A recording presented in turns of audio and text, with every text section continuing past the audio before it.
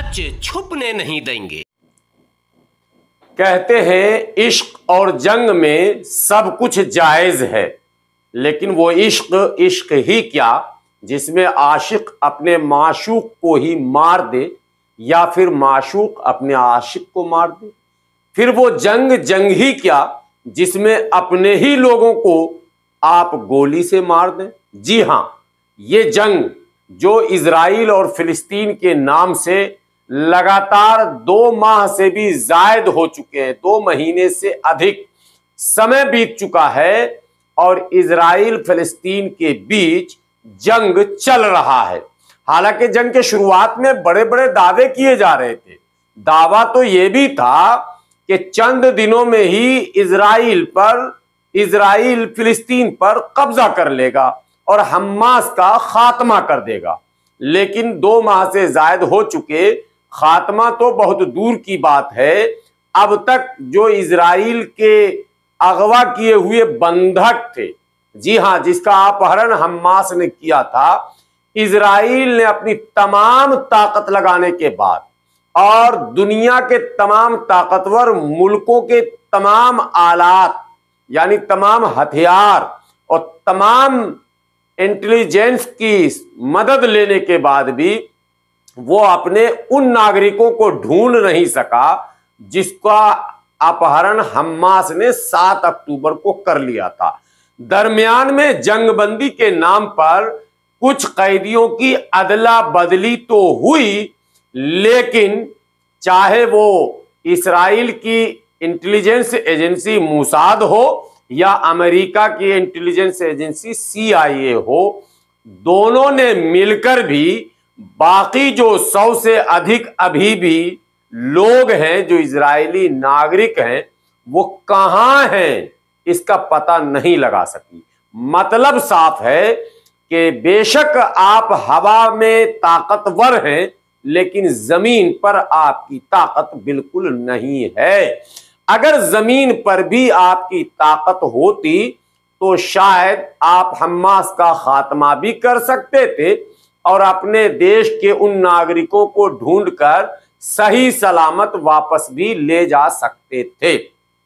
लेकिन हैरानी यह होगी, जो बहुत बड़ी खबर मैं आपको सुनाने जा रहा हूं, जी हां, इस खबर को सुनकर आप हैरत में पड़ जाएंगे कि क्या ऐसा भी होता है। जी हां, ऐसा ही हुआ जब IDF के फौज ग्राउंड ऑपरेशन कर रहे थे, यानी हमास से जमीन पर लड़ रहे थे, या यूं कहें कि निर्दोषों का खून बहा रहे थे, आम नागरिकों पर गोलियां चला रहे थे। उसी दरमियान इजराइल के 3 बंधकों को भी गोली लग गई जो हमास के कब्जे में थे, यानी हमास ने जिसका अपहरण कर कहीं ना कहीं छुपाकर रखा था। उसी में एक मकान में 3 इजरायली नागरिक भी थे जिसको हमास ने छुपा कर रखा था। और इत्तेफाक की बात है कि इजरायली फौज अपने ऑपरेशन में अपने ही नागरिक को गोलियों से भून डालता है, और जब नजदीक जाता है तो उसे पता चलता है कि ये तो हमारा ही नागरिक था। उसके बाद इजरायली फौज के प्रवक्ता सामने आते हैं और मुल्क के लोगों से माफी मांगते हैं और कहते हैं कि फौज से गलती हो गई। लेकिन इससे भी बड़ी खबर आपको एक सुनाता हूं। इससे बड़ी खबर यह है कि इजराइल ने अपने तमाम अस्पतालों को डेटा शेयर करने से रोक दिया। जी हां, तमाम अस्पतालों में जो लोग घायल हैं, जिनका इलाज हो रहा है, उसका डेटा भी नहीं मिलेगा, और जो लोग मर चुके हैं उसका डेटा भी नहीं मिलेगा। और इससे भी बड़ी खबर कि इजरायली फौजियों को कहां दफनाया जा रहा है, इसकी खबर भी इजराइल के आम लोगों को, वहां के रिपोर्टर्स को, वहां के संवाददाता को नहीं दिया जा रहा। इजरायली फोर्स के मरने की तादाद देश को नहीं बताई जा रही है। हॉस्पिटल से डेटा शेयर करने पर पाबंदी लगा दी गई है ताकि आंकड़े का मुल्क को पता न चले। और यह बात मैं नहीं कह रहा हूं, इजराइल से प्रकाशित होने वाले न्यूज़पेपर हारेट्स ने इस बात को छापा है।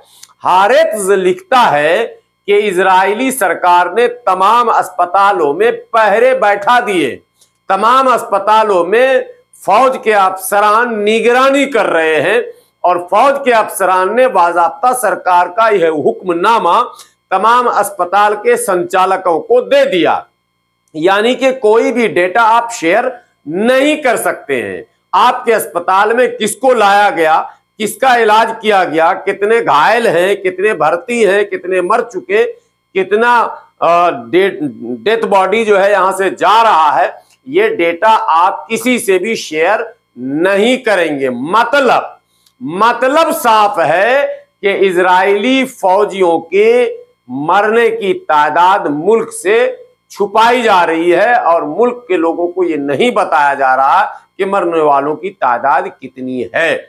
अपुष्ट आंकड़ा यह बताता है कि 7,000 से अधिक इजरायली फौज यानी कि आईडीएफ के सिपाही, कमांडर समेत, अफसरान समेत मारे जा चुके हैं, यानी कि बहुत बड़ा नुकसान इजराइल को भी इस जंग में हुआ। बहुत बड़ी कीमत इजराइल को चुकानी पड़ी है।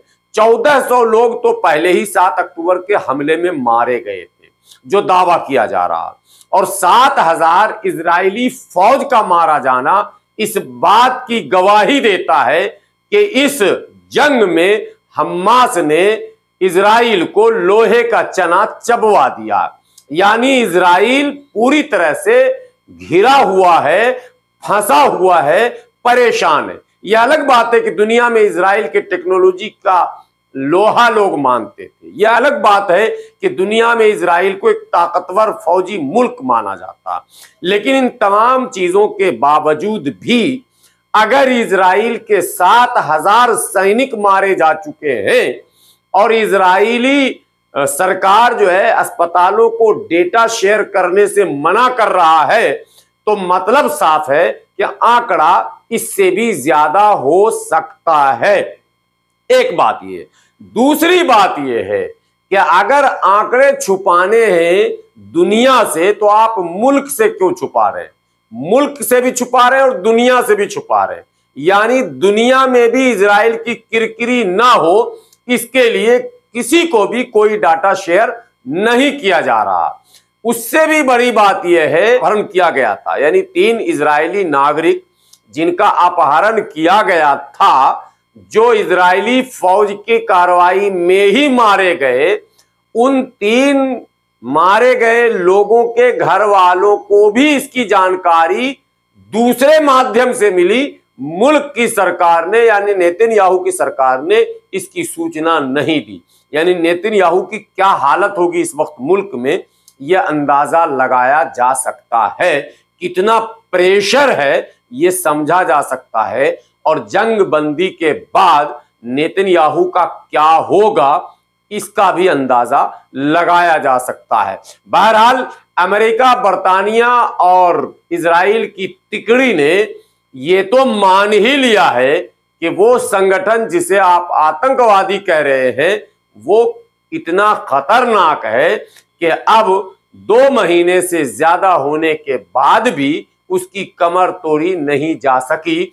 जहां कई हजार टन बारूद बरसा दिए गए और कई हजार बम गिरा दिए गए और कई हजार मकानों को तहस नहस कर दिया गया, उसके बाद भी अगर एक छोटे से संगठन हमास को खत्म नहीं किया गया तो फिर मतलब कुछ और है और नतीजा भी कुछ और आएगा। बहरहाल जो भी नतीजा आएगा दुनिया देखेगी, आप भी देखेंगे और मैं भी देखूंगा। बाकी तमाम नतीजों पर मेरी भी नजर है, आपकी भी नजर है। बने रहें देश की सच्चाई के साथ। इसी तरह के अपडेट के साथ फिर हाजिर होऊंगा। शुक्रिया।